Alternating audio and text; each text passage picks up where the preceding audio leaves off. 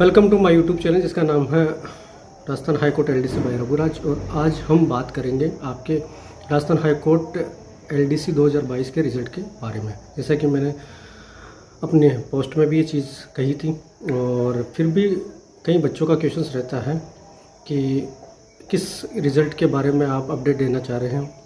तो मैं Rajasthan high court LDC 2022 का जो अभी रिसेंटली थोड़े दिन पहले बात करें 26 से लेकर 29 तक जो टाइपिंग टेस्ट रहा, बावजूद उसके वो फाइनल रिजल्ट अब आना है, तो वो कब तक आएगा इसके बारे में। सेकंड चीज़ मैंने उसमें लिखी थी अपने पोस्ट में कि आपको जो डॉक्यूमेंट्स वेरिफिकेशंस में जो डॉक्यूमेंट्स तैयार करके चलना है अभी से, तो क्या क्या डॉक्यूमेंट्स आपसे पूछे जा सकते हैं, क्या क्या डॉक्यूमेंट्स आपसे मांगे जाएंगे टाइप वेरिफिकेशन के दौरान, डीवी के दौरान। तो इसलिए ज़रूरी है कि उन डॉक्यूमेंट्स को आप तैयार रखें।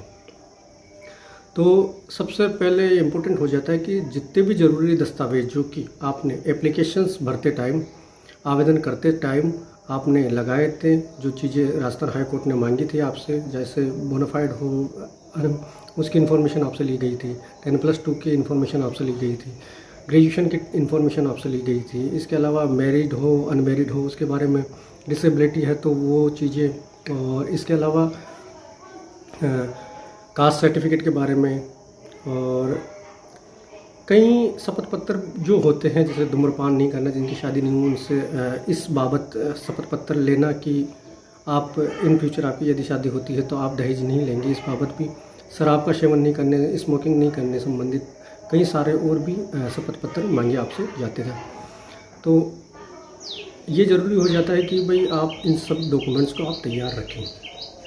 तो पहले मैं डॉक्यूमेंट्स के बारे में बात कर लेता हूँ, किस तरीके से आपको डॉक्यूमेंट्स जिनको लगता है कि श्योरिटी अपना सिलेक्शंस मिल पाना संभव है, सो उनके लिए है। तो सबसे पहले आपको 10th, 12th, ग्रेजुएशन इन तीनों की मार्कशीट आपको तैयार रखनी है ओरिजिनल। इसके अलावा 2 कॉपीज़ में आपको तैयार रखनी है सेल्फ अटेस्टेड, ठीक है, क्योंकि सेल्फ अटेस्टेड वाला चल रहा है, तो सेल्फ अटेस्टेड आपकी मान्य है, तो सेल्फ अटेस्टेड आप उन 2 कॉपीज़ को रखिए। इसके अलावा एक ओरिजिनल सेट आपको रखना है। साथ ही हम बात करें, ये मार्कशीट की बात रही। इसके अलावा जिस तरीके से आपने बात 12th यदि नॉन कॉलेज किया है, तो आपको जहाँ से आपकी 12th कंप्लीट हुई है वहाँ की स्कूल से आपको कैरेक्टर सर्टिफिकेट लेना अनिवार्य है। तो इसलिए वहाँ के संस्थान या स्कूल से आप कैरेक्टर सर्टिफिकेट लीजिए। लेने के बावजूद उसमें वो आपका ब्यौरा देंगे, वहीं यहाँ तक अध्ययनरत रहे हैं इस स्कूल में, इनका कैरेक्टर इस तरीके का रहा, वो लिख के आपको देंगे। इसके अलावा 2 कैरेक्टर सर्टिफिकेट और चाहिए होंगे, जो कि आप किसी भी 2 गजेटेड ऑफिसर्स से आप वहाँ पे उनको अटेस्टेड आप करवा के रखिए।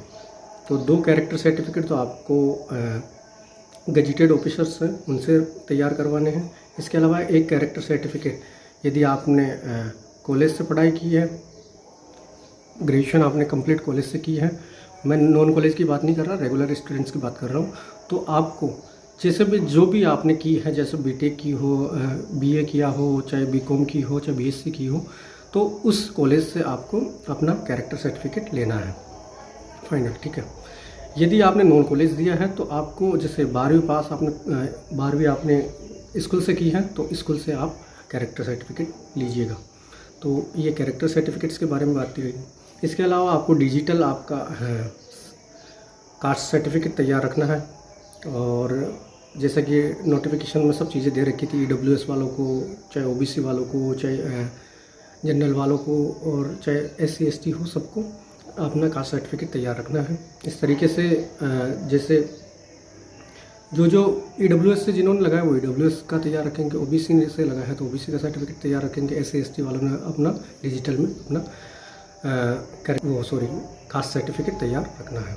इसके अलावा बोनाफाइड आपको तैयार रखना है। बोनाफाइड से मेरा मतलब है मूल निवास प्रमाण पत्र। तो जहाँ के भी आप मूल निवासी हों, जहाँ से आपका जन्म स्थान है, वहाँ का बोनाफाइड आपका चलेगा। और ये कंडीशंस लड़कियों में मूल निवास में उनके पिताजी का ही काम करेगा, तो इस तरीके से ये होना चाहिए। इसके अलावा आप मैरिड हो तो आपका मैरिज सर्टिफिकेट भी आप में यहाँ पे मांगा जाएगा। इसके अलावा भी और भी अलग आपने अलग से, जैसे कई मास्टर डिग्रीज ले लेते हैं, एमए वगैरह सब चीज़ें, और भी अलग चीज़ें करी है तो वो डिग्री भी आप लगाओगे। ठीक है। कैरेक्टर सर्टिफिकेट आपको अपने ग्रेजुएशन वाले जहाँ से आपने किए हैं वहीं से लेना है। ठीक है। इसके अलावा हम बात करें पुलिस वेरिफिकेशन करवाना अनिवार्य है क्या, तो पुलिस वेरिफिकेशन करवाना अनिवार्य नहीं होगा। वो इसलिए नहीं होगा क्योंकि इंटरनली डिपार्टमेंट आपका पुलिस वेरिफिकेशन आपका करवाता है। वो नज़दीकी थाने में या फिर कमिश्नरेट में आपके यदि आपका चयन रहता है तो उसमें वो इन्फॉर्मेशन कलेक्ट करता है, वहाँ पे भेजता है। इसके साथ में ही वो कमिश्नरेट अपने आपका जो भी नज़दीकी थाना है वहाँ पे आपके बारे में इन्फॉर्मेशन जुटाता है, वेरिफिकेशन चेक करता है आपका, और सत्यता प्रमाणित होने के साथ में वो वेरिफिकेशन की रिपोर्ट आपको और हाई कोर्ट को भेजता है जहाँ भी आप पोस्टेड होते हो। तो ये अपनी सेल्फ सर्टिफिकेशन के लिए आप करवा सकते हैं, ये इतना ज़रूरी नहीं है। इसके अलावा अपन बात करें कि शपथ पत्र वगैरह आप ही बनवा ले क्या, तो शपथ पत्र बनवाने की आवश्यकता अभी फ़िलहाल है नहीं।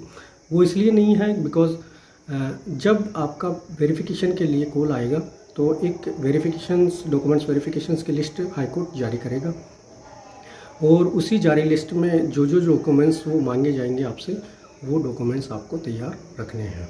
सिंपल सी बात। और यदि फिर भी जिस दिन आपका कॉल आता है वेरिफिकेशन के लिए, सब चीज़ें जैसे आपको अलर्ट हो जाता है कोई भी कोर्ट, और देन उसके बाद में आप जाते हो ज्वाइन करने वगैरह, तो जैसे वेरिफिकेशन आपका चल रहा होता है तो उसमें कुछ कमियां वगैरह भी होती हैं, तो उसमें सुधार के लिए आप एफिडेविट आप लगा सकते हो, चाहे नाम में मिस्टेक हो, चाहे कहीं सारी चीज़ों में किसी डॉक्यूमेंट्स में मिस्टेक हो तो आप लगा सकते हैं, और इस बाबत उनसे समय भी मांग सकते हैं। तो आपको एक निर्धारित समय दिया जाता है कि आप इतने दिनों में आप अपने डॉक्यूमेंट्स को कंप्लीट करके वापस से आप वेरिफिकेशन करवा लीजिए।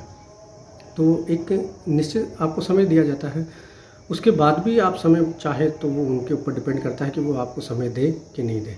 तो इसलिए ज़रूरी है कि ये जो बाकी अभी जो शांति वाला जो टाइम चल रहा है रिज़ल्ट आने से पहले तक, और आपको श्योरिटी है कि हमारा सिलेक्शन मिल जाएगा हमारे को, तो इसलिए आप अपने डॉक्यूमेंट्स तैयार करना स्टार्ट कर दीजिए। देखो इन फ्यूचर गर्भ में भविष्य के गर्भ में क्या छिपा हुआ है कोई किसी को पता नहीं है कि, ठीक है। तो इसलिए आप अपना बखूबी आप अपनी सबसे पहले ये तैयारी जारी रखिए, धीरे धीरे अपने डॉक्यूमेंट्स को कंप्लीट करते चलिए। ठीक है। इसके अलावा मैं बात करूं रिज़ल्ट के बारे में, जो आपका क्यूरियोसिटी वाला सबसे ज़्यादा क्वेश्चन है, तो आपका रिज़ल्ट 25 जून से पहले नहीं आ रहा है। तो लास्ट वीक, जून की लास्ट वीक में आपका रिज़ल्ट डिक्लेयर किया जाएगा, और इसी के साथ में जुलाई के फर्स्ट वीक तक आपसे प्रेफरेंस ऐसी मांगी जाएगी जहाँ पे आपको डिस्ट्रिक्ट टोटल एग्रीगेट मार्क्स के अकॉर्डिंग और आपसे प्रेफरेंस मांगी जाए सब चीज़ें, तो वो चीज़ें आपसे मांगी जाएगी। ये इतना लेट होने का मतलब ये है कि आपका जो रिज़ल्ट है, लेट होने का मतलब है स्थानांतरण वाली जो पॉलिसी है हाई कोर्ट ने जो अपना रखी है उसके अकॉर्डिंग उनको बेस तैयार करना है, इन्फॉर्मेशन कलेक्ट करनी है, और वैकेंसीज़ का पता लगाना है कितनी वैकेंसीज़ और रहती है खाली, कितनी वैकेंट पोस्टेज रहती हैं, क्योंकि 2017 के बाद में सबऑर्डिनेट सोर्स में नहीं आई है, 2015 में हाई कोर्ट के लिए आई थी, तो इसलिए वो इनका आकलन करके और स्थानांतरण की पॉलिसी को अपनाएगी। उसी के साथ में आपको डिस्ट्रिक्ट सिलेक्शन या डिस्ट्रिक्ट कोर्ट वगैरह हो, एडीआर हो, चाहे न्यायिक अकादमी हो, चाहे हाई कोर्ट हो, जितनी भी जो भी पोस्टें हैं, जेजे की हो, चाहे लिपिक ग्रेड सेकंड की हो, या जूनियर असिस्टेंट की पोस्टें हो, उन सब पे आपको पदस्थापित किया जाएगा। तो धैर्य बनाइए रखें। और अब मैं उन स्टूडेंट्स की बात कर लेता हूँ जिनका एफिशिएंसी में काफ़ी क्वेश्चंस रहे हैं। क्वेश्चंस से मतलब मेरा ये है कि उनकी गड़बड़ी रही है क्वेश्चंस में।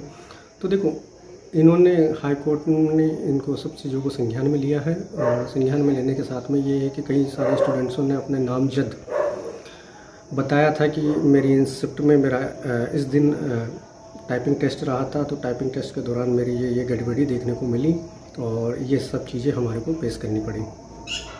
तो जिस तरीके से रिटर्न में उन्होंने कुछ उन क्वेश्चंस को डिलीट करते हुए जो है ही नहीं, तो उन क्वेश्चंस को हटाते हुए वो एक तरीके से जिस तरीके से अपन देखें कि हाई कोर्ट ने 9 क्वेश्चंस और 4 क्वेश्चंस इस तरीके से हटाए थे, तो 19 और 12 वाले पेपर में तो इस तरीके से जब वो हटाए थे उन्होंने क्वेश्चंस, तो उन्होंने जो 2 नंबर का क्वेश्चन था उनको 2 पॉइंट कुछ कर दिया था। तो इसी तरीके से आपकी जो एफिशिएंसी के नंबर हैं उनको भी इस तरीके से वो कर दे, तो ये संभावना ज़्यादा है। ये केवल आकलन है, ये कोई श्योरिटी नहीं है कि इस तरीके से हो, पर होना चाहिए, मैं तो मानता हूँ, क्योंकि सबको इस चीज़ का लाभ मिलेगा, क्योंकि कई लोगों के साथ ये दिक्कतें उन्होंने फेस की हैं एफिशिएंसी के दौरान। हाँ, एक क्वेश्चन हो रहा है कि हमने कन्फर्मेशन पे क्लिक नहीं करके और वो क्या फिर ऑटो सबमिट हो गया था कि नहीं हुआ था, ये क्वेश्चन। तो देखो, इंस्ट्रक्शंस जब जारी हुए थे टाइपिंग टेस्ट के लिए, तो आपको सुनिश्चित था कि भाई कन्फर्मेशंस पे आपको क्लिक करना है, देन आफ्टर वो ऑटो, यदि करते हो नहीं करते हो तो ऑटो सबमिट हो जाएगा। यदि आपने कन्फर्मेशन पे क्लिक नहीं किया था तो उसका वैल्यूएशन, उसका मूल्यांकन हाई कोर्ट नहीं करेगा। अब ये आपके ऊपर है, आपको सत्यता मालूम है कि हमने किया है कि नहीं किया है, तो ये आपका माइनस पॉइंट रहा है, ये मान के चलिए कि एक सिलेक्शन से आपको दूर कर देगा।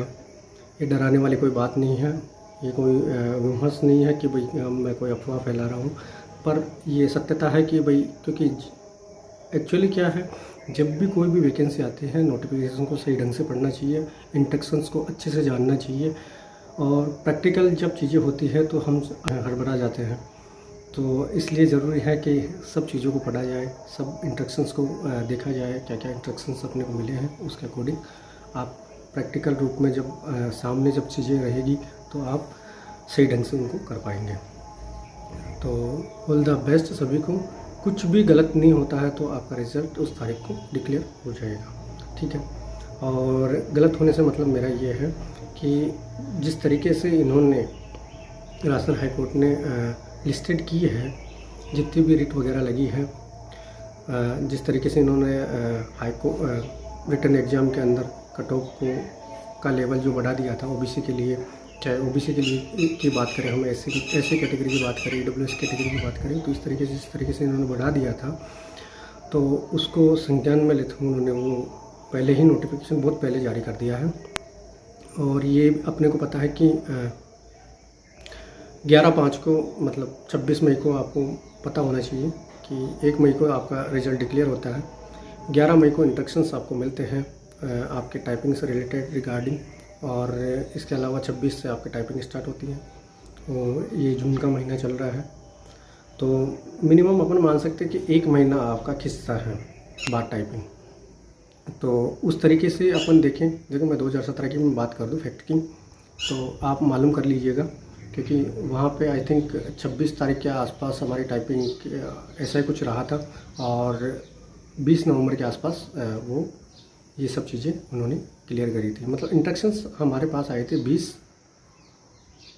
26 अक्टूबर के आसपास, और वो जो रिज़ल्ट डिक्लेयर जो रहा 20/11 के आसपास रहा। जो रिज़ल्ट डिक्लेयर होने वाला है वो 25 तारीख के लास्ट वीक आप मान के चलिए जून माह का।